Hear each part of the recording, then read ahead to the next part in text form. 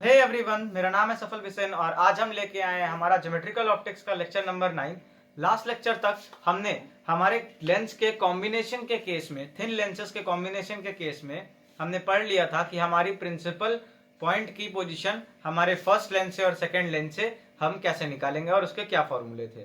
तो आइए चलिए हम छोटा सा समराइज कर लेते हैं। तो अभी तक हमने पढ़ा था कि अगर ये हमारी प्रिंसिपल एक्सेस है और इस प्रिंसिपल एक्सेस पे दो लेंसेज रखे गए हैं, मान लेते हैं दो थिन लेंसेज हैं। एक लेंस हमारा इस तरह से रखा गया है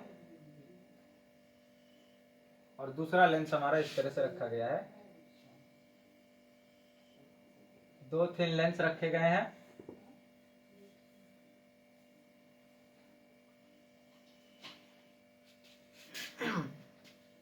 और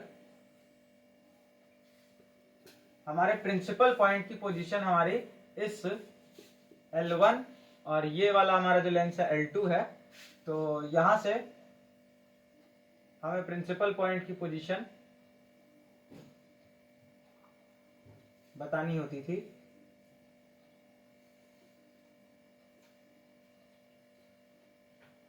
मान लेते हैं हमारा P2 है और सेम इसी तरह से हमारा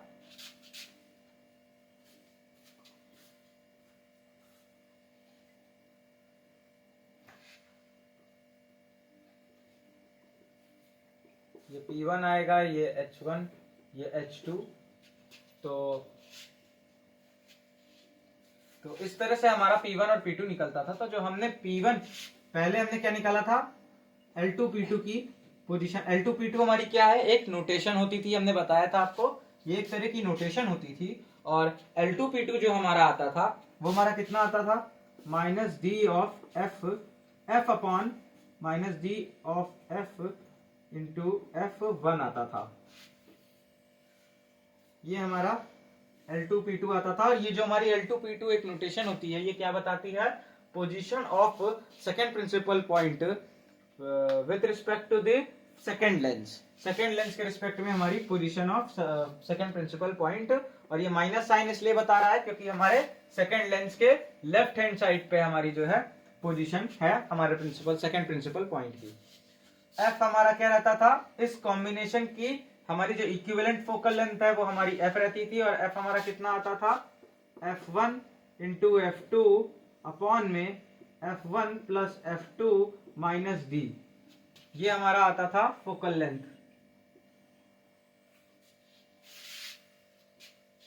इसके बाद अगर हम बात करें, डी हमारा होता था इन दोनों लेंस के बीच का सेपरेशन, इसको हम डी से डिनोट करते थे।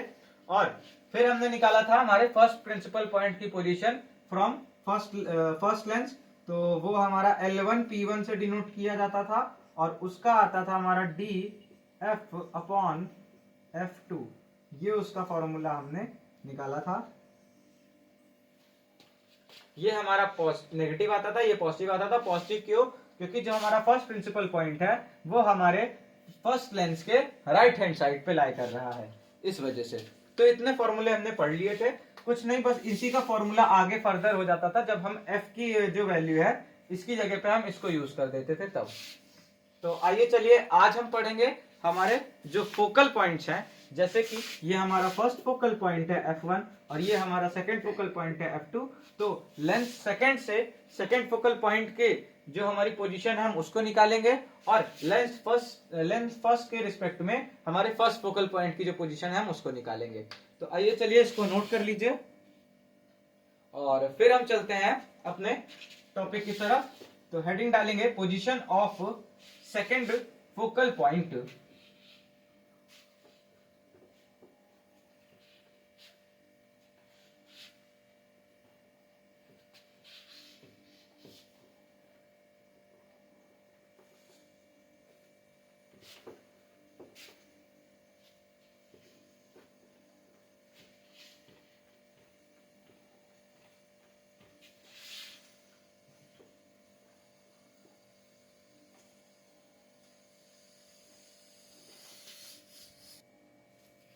तो ये हमारी हेडिंग रहेगी, position of second focal point. इसके लिए हम यहां पे डायग्राम बना लेते हैं।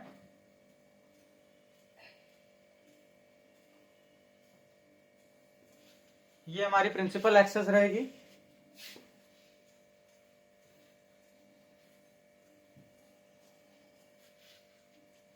और इस प्रिंसिपल एक्सेस पे हमारे दो लेंस रहेंगे।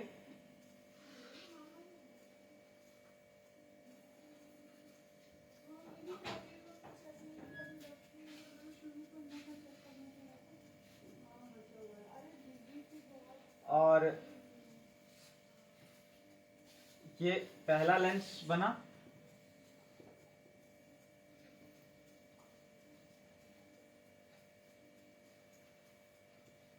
और ये हमारा सेकंड लेंस बना।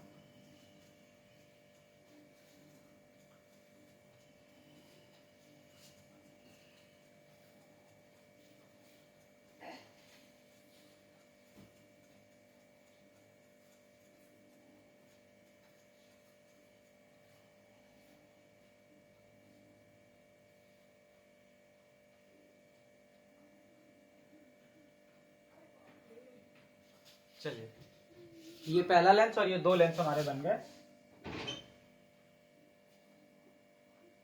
ये हमारा फर्स्ट फोकल पॉइंट हम बना लेते हैं यहाँ पे। ये हमारा क्या है, पहला फोकल पॉइंट है F1 और ये हमारा सेकंड फोकल पॉइंट है F2। यहाँ पे हम F2 की बात करें सेकंड फोकल पॉइंट की, तो उसको हम F2 कहते हैं और यहाँ पे हम उसको ट्रीट करते हैं एज F की तरह। तो F2 कहें चाहे F कहें, हमारा सेम रहेगा। अब बात आती है हमारे सेकंड फोकल पॉइंट की। तो यहाँ से हमारी इंसिडेंट रे पैरेलल आएगी हमारे प्रिंसिपल एक्सिस के, और फिर फर्स्ट लेंस होने की वजह से ये L1 है और ये हमारा L2 है। फर्स्ट लेंस होने की वजह से वो हमारी बेंड होगी और फिर फाइनली यहां से फिर से बेंड होके वो हमारे फोकस से होके पास हो रही होगी।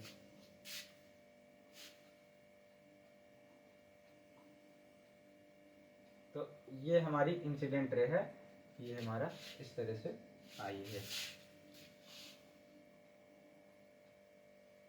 ये हमारा सीधे चले जाना चाहिए था इसको, लेकिन अगर हम मतलब ये जो हमारी इंसिडेंट रे है इसको सीधे चले जाना चाहिए था, बट लेंस 1 की वजह से ये डिफ्लेक्ट हुई और फिर लेंस 2 की वजह से तो ये हमारे सेकंड फोकल पॉइंट से पास होके निकल रही है। अब अगर हम इस सेकंड डिफ्लेक्टेड रे को पीछे की तरफ एक्सटेंड करेंगे तो ये हमको यहाँ पे कहीं जाके मैच होती हुई दिख रही है। इस पॉइंट पे कहीं है हमारी मैच हो रही है, और यहाँ से अगर हम परपेंडिकुलर प्लेन ड्रॉ किए हमारे प्रिंसिपल एक्सेस के, तो जहां पे ये प्लेन कट कर रहा है वो हमारा क्या हो जाएगा, सेकंड प्रिंसिपल पॉइंट P2 हो जाएगा। अब यहीं से हम अपने सेकंड फोकल पॉइंट को निकालने की कोशिश करते हैं। तो यहां पे हम क्या लिखेंगे,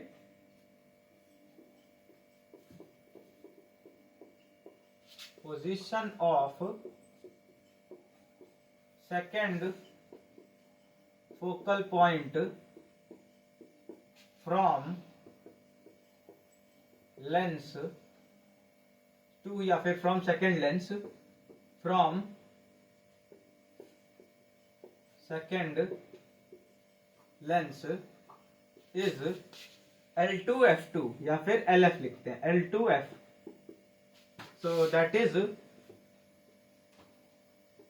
L2F is equal to L2F2, obvious सी बात है। और यहां पे हम क्या लिखते हैं कि ध्यान से देखेंगे अगर, तो L2F2 जो है हमारा वो हमारे किसके बराबर है, वो बराबर है P2F2 माइनस P2L2 के।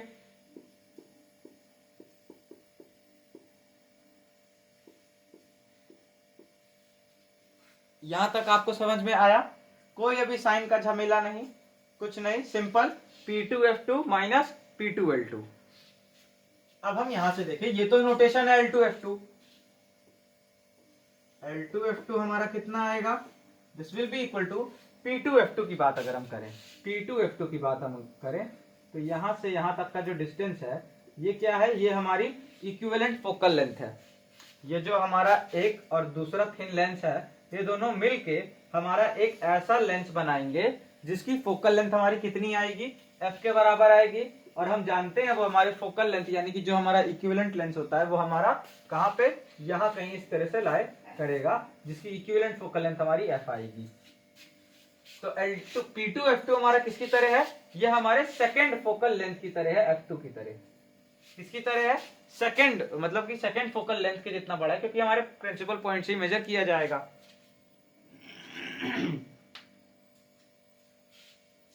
तो second focal, sorry second focal length नहीं, ये हमारा यहां से मेजर किया जा रहा है ना, और हमारा जो इक्विवेलेंट लेंस आएगा वो हमारा इसी प्रिंसिपल प्लेन पे बनेगा।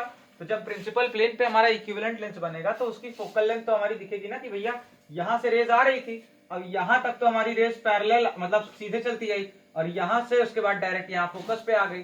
तो हमारा जो लेंस है वो यहीं कहीं होना चाहिए, और पैरेलल रेज आई, उस लेंस से टकराई, और फिर यहाँ से सीधे यहाँ पे, यानी कि उसकी फोकल लेंथ कितनी है? इस प्रिंसिपल प्लेन से इस फोकल पॉइंट तक का डिस्टेंस, जो कि हम f मान रहे हैं, तो वो हमारा कितना है? f है। तो P2 F2 हमारा राइट डायरेक्शन में हमने मान लिया, तो कितना है? f है। अब राइट डायरेक्शन में है तो वो पॉजिटिव होगा। तो हमारा P2 F2 की जगह हम क्या लिखेंगे? सिंपल f लिखेंगे, यहां पे लिख देंगे since P2 F2 is equal to f, ये हम लिख देंगे। और यहां पे आप अगर चाहें तो लिख सकते हैं focal length of the combination, focal length of the combination. तो f माइनस P2L2। अब अगर हम P2L2, सिर्फ P2L2 माइनस अगर हम अभी बाहर कर ले, P2L2 की बात करें, तो अगर हम P2L2 की जगह हम L2P2 लिखेंगे तो हम कह सकते हैं कि हमारा जो P2L2 है ये हमारा किसके बराबर होता है? माइनस ऑफ L2P2 के बराबर होता है। तो यहाँ पे हम क्या करेंगे? Minus of L2P2। और इससे पहले हम जानते हैं कि L2P2 क्या होता है हमारा? L2P2 हमारा क्या है? Position of second principal point from the first lens. तो ये कितना आया था हमारा? ये आया था हमारा minus D F upon F1 के बराबर। L2P2 हमारा कितना आया था? Is equal to minus D F upon F1। तो यहां पे लिखेंगे since L2P2 is equal to minus D F upon F1, so L2F2 will be equal to F minus of L2P2 की वैल्यू क्या है? Minus of minus D F, यानी कि minus of D into F upon F1, and this time L2F2 will be equal to minus minus plus, यानी again minus, so F minus D F upon F1। ये हमारे किसकी value आ गई? L2F2 की। और L2F2 हमारा क्या डिनोट कर रहा है? पोजीशन ऑफ सेकेंड फोकस, ये second focal point from the second lens. ये आ गया। यहां से इसको हम किस तरह से लिख सकते हैं कि L2F2 is equal to F, अगर हम कॉमन ले लें तो अंदर बचेगा 1 माइनस डी अपॉन F1।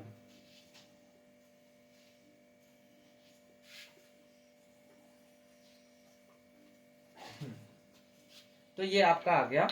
मैं इसको इरेज कर दे रहा हूं। तो इसको नोट कर लीजिए आप। पॉज करके इसको आराम से नोट कर लीजिए। आई होप फिगर आपको समझ में आया होगा। इजी है फिगर इस वाले में। अगर दिख नहीं रहा है तो मैं जूम करके इसको दिखा दे रहा हूं।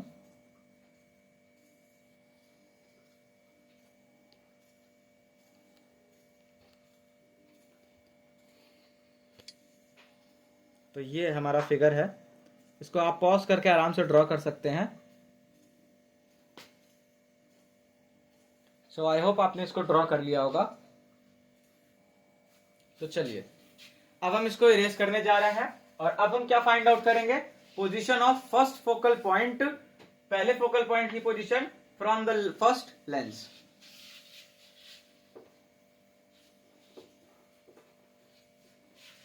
तो हमारी हेडिंग क्या रहेगी?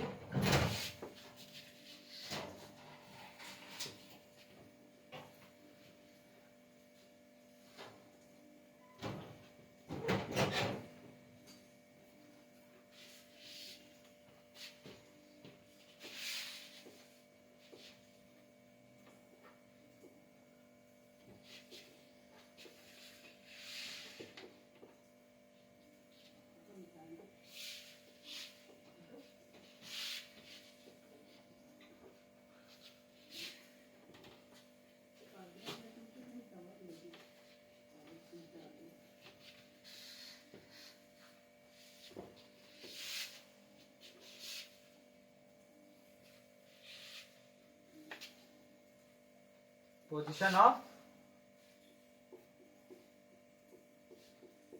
First focal point. तो पहले फोकल पॉइंट की अब हम अगर पोजीशन फाइंड आउट करने चले तो फिर से हम डायग्राम बनाएंगे। अब की बार हमारा डायग्राम थोड़ा सा पहले से डिफरेंट रहेगा। ये हमारी प्रिंसिपल एक्सिस रहेगी।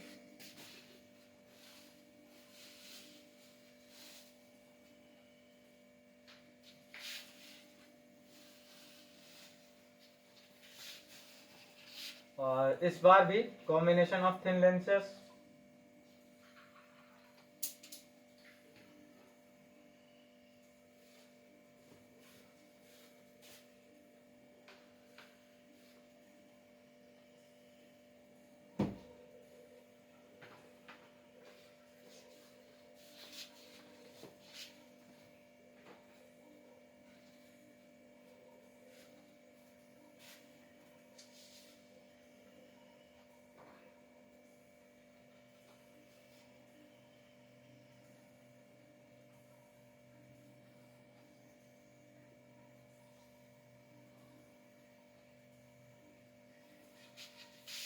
तो ये दो हमारे थिन लेंस हैं। ये थोड़ा सा ज्यादा ही मोटा हो गया।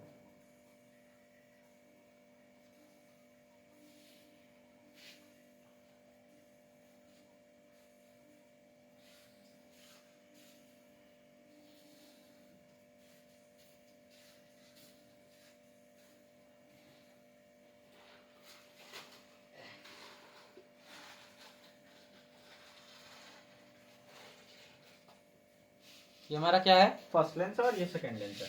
अब हम क्या करते हैं, एक ऐसा लुमिनस ऑब्जेक्ट लेते हैं और उसको कहां पे रखते हैं? हमारे फर्स्ट फोकल पॉइंट पे रखते हैं, F1 पे, जिसको हम F1 कहें चाहे F कहें, बात सेम है। तो यहां से हमारी रेज जो है कुछ इस तरह से निकलती हुई दिखाई देगी और वो आगे इस तरह से जाती हुई दिखेगी। बट यहां पे ये लेंस है, इसकी वजह से ये हमारी रेज यहां से डिफ्लेक्ट होंगी और इस तरह से कुछ ट्रैवल करेंगी।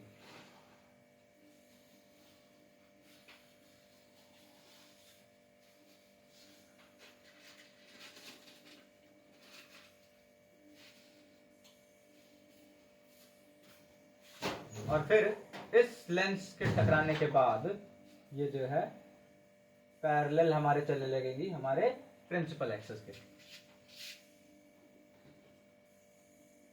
तो ये जिस पॉइंट पे टकराए, आप सबको पता है कि ये हमारा प्लेन होगा। कौन सा? प्रिंसिपल प्लेन होगा।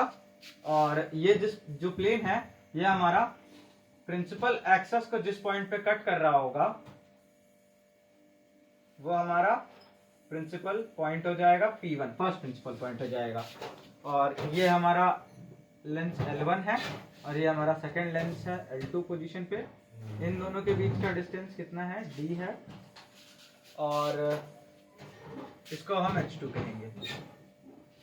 यहाँ पे देखने वाली बात ये है कि अब की बार जो हमारा लेंस का कॉम्बिनेशन है वो, क्योंकि हमारी जो रे है वो यहां से चली है, तो अब की बार जो हमारे लेंस का इक्विवेलेंट लेंस बनेगा वो कहीं फर्स्ट प्रिंसिपल प्लेन पे बनता हुआ दिखेगा। और फर्स्ट प्रिंसिपल प्लेन से कोई ऐसा पॉइंट, मतलब कि अगर हम फर्स्ट प्रिंसिपल प्लेन पे जो हमारा इक्विवेलेंट लेंस बना है, अगर उस लेंस का हम फर्स्ट फोकस देखने की कोशिश करें तो वो हमारा यहाँ पे इस डिस्टेंस पे आएगा। और इक्विवेलेंट लेंस का फोकस निकाल रहे हैं तो इक्विवेलेंट फोकल लेंथ भी होगी और वो हमारे -f के बराबर आएगी, -f के बराबर होगी। इक्विवेलेंट फोकल लेंथ है ये हमारे इक्विवेलेंट लेंस की, जो इन दोनों लेंस कॉम्बिनेशन की वजह से बन रहा होगा। तो यहां पे अब हम क्या लिखेंगे, position of first focal point, पहले फोकल पॉइंट की position from first lens is L1F, that is L1F is equal to L1F1 in this case। अब अगर ये L1F1 के बराबर है तो हम यहां से क्या कह सकते हैं कि L1F is equal to L1F1 is equal to कितना, ये L1F1 हमारे किसके बराबर है, P1F1 माइनस P1L1 के, P1F1 माइनस P1L1 के बराबर है ये। अब यहां पे अगर हम देखें तो P1F1 क्या है, P1F1 हमारी इक्विवेलेंट फोकल लेंथ है of the combination of lenses. So as P1F1 is equal to F, कैसा F, -F, क्योंकि ये हमारे राइट साइड में मेजर किया जा रहा है। तो as P1F1 is equal to -F bracket में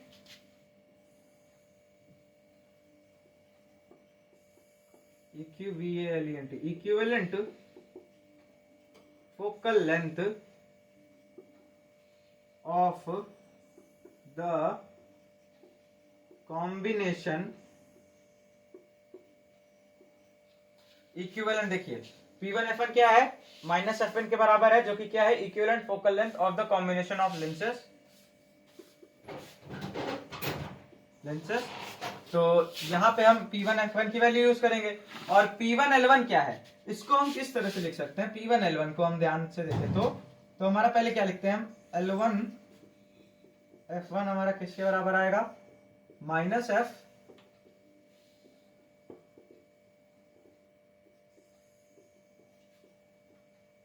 माइनस L1P1 लिख सकते हैं इसको, sorry minus times of L1P1। और हम जब L1P1 क्या है, L1P1 एक नोटेशन है और L1P1 क्या दिखाता है, position of first principal point from the first lens. So as L1P1 is equal to D times F upon F2, where F is the equivalent focal length of combination।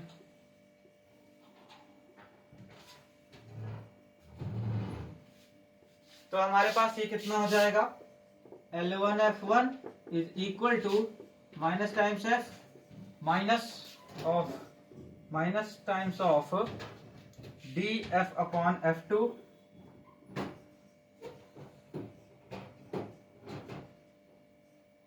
which will be equal to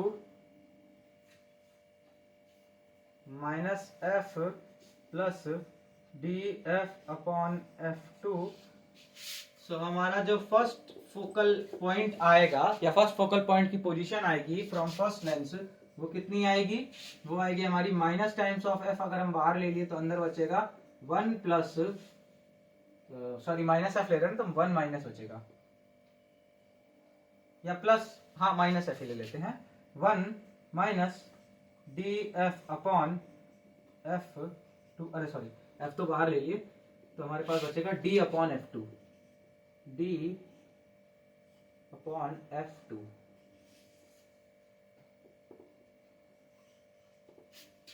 इतना हमारे पास ये आएगा।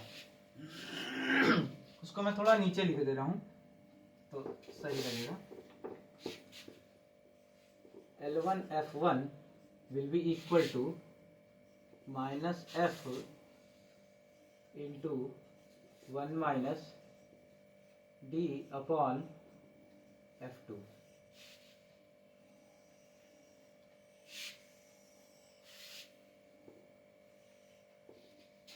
तो ये हमारा आ गया L1 F1। इसको हम किससे डिनोट करते हैं? Position of first focal point from the first lens, हमारे इसके बराबर आ गया। तो इसको नोट डाउन कर लीजिए आप।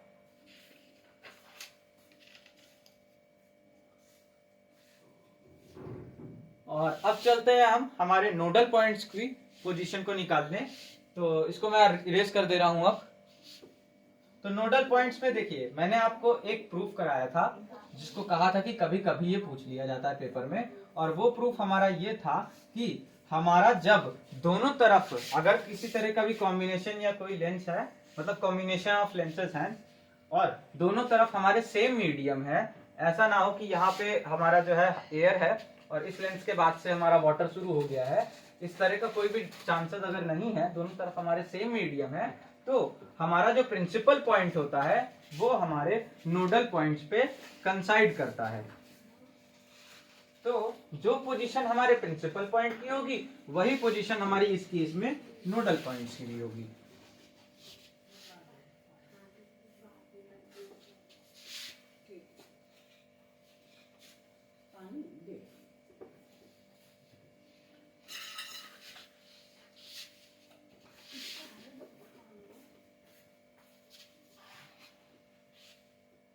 तो यहां पे हम क्या लिखेंगे?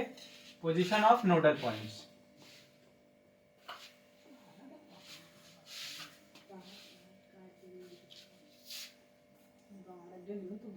NODAL nodal points, position of nodal points N1 and N2। तो अब यहां पे हम इसमें क्या लिखेंगे कि since the medium is same on both the side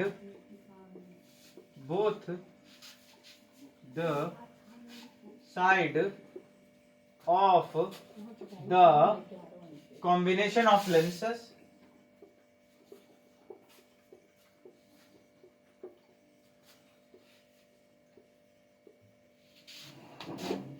so the position of nodal points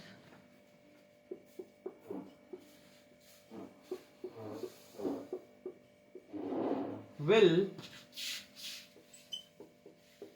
coincide with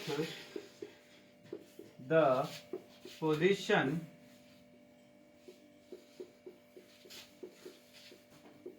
of principal points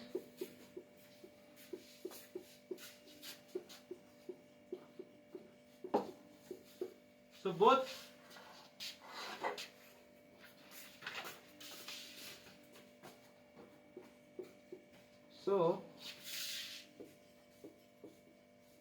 both the nodal points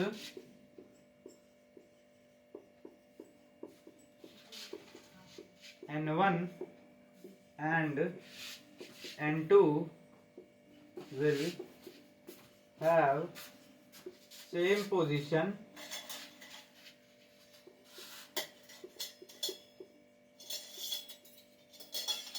as both the principal points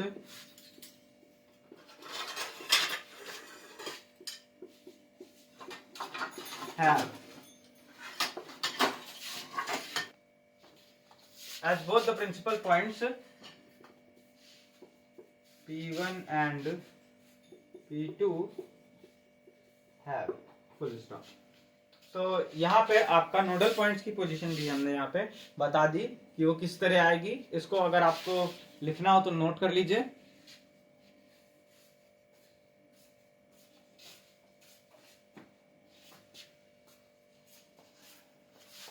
तो यहीं पे हमारा लेक्चर ये वाला खत्म होता है, और यहाँ पे हमने जो है आपको पोजीशन बता दी कि कैसे आपको नोडल पॉइंट्स, प्रिंसिपल पॉइंट्स और फोकल पॉइंट्स की पोजीशन निकालनी है किसी भी न्यूमेरिकल में।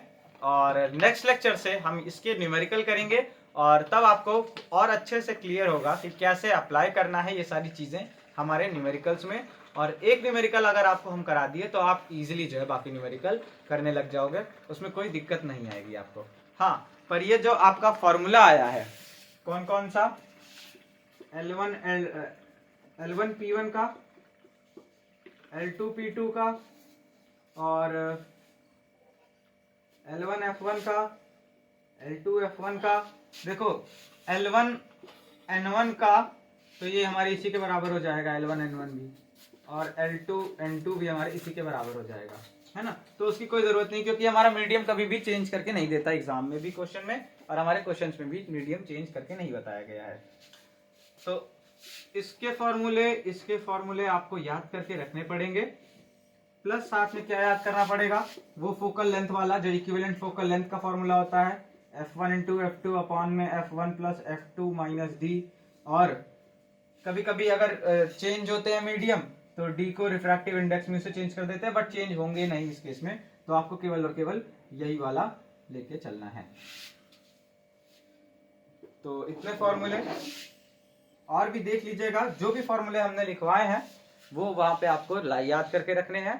तो न्यूमेरिकल्स में उनका यूज होगा। न्यूमेरिकल काफी इजी रहेंगे, इतना टफ या इतना कठिन नहीं रहेगा। लेकिन हाँ, आपको एक चीज ध्यान में रख के चलनी होगी, क्योंकि आपको डायग्राम न्यूमेरिकल में बनाते वक्त या सॉल्व लिखते वक्त आंसर जो आपका क्वेश्चन आएगा उसमें डायग्राम आपको बहुत ही साफ सुथरा बनाना है, और एक्सप्लेनेटरी डायग्राम होना चाहिए, नहीं तो उस पर मार्क्स घटते हैं अच्छे से। तो चलिए ये लेक्चर यहीं पे खत्म करते हैं, मिलते हैं नेक्स्ट लेक्चर में, तब तक के लिए पढ़ाई करते रहिए। All the very best.